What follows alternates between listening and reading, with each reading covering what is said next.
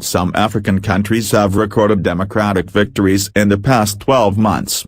Ethiopia has a new leader whose ascent holds great promise for change, despite the country's problematic 2015 election. Liberia and Sierra Leone have new leaders. But elsewhere on the continent, leaders continue to disregard their country's own constitutions and laws governing presidential tenure.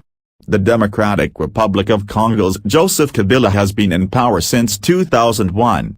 He refuses to go even though he was meant to step down in December 2016.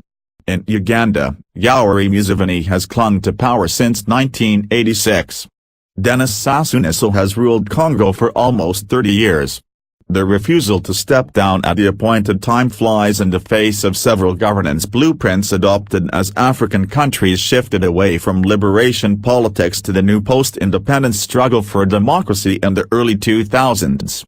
The Organization of African Unity was transformed into the African Union in 2001 with this shift in mind. The continent adopted progressive governance tools like the African Peer Review Mechanism. This was spearheaded by former Nigerian President Olusegun Obasanjo and South Africa's Thabo Mbeki as a tool for African countries to review one another's performance. Numerous African countries adopted and agreed to uphold the terms of the African Union Charter on Democracy, Elections and Governance. It came into force in 2012 and was designed to guard against undemocratic governance. These plans promised a great deal. They were designed to usher in good governance, democracy and security.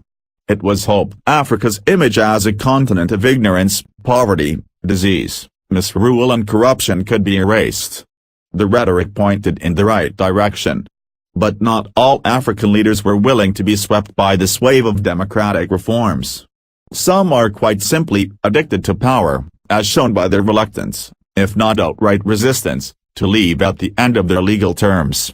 Leaders continuing to overstay their welcome undermines Africa's attempts at overhauling its leadership and negates the noble intentions of the OAS founders.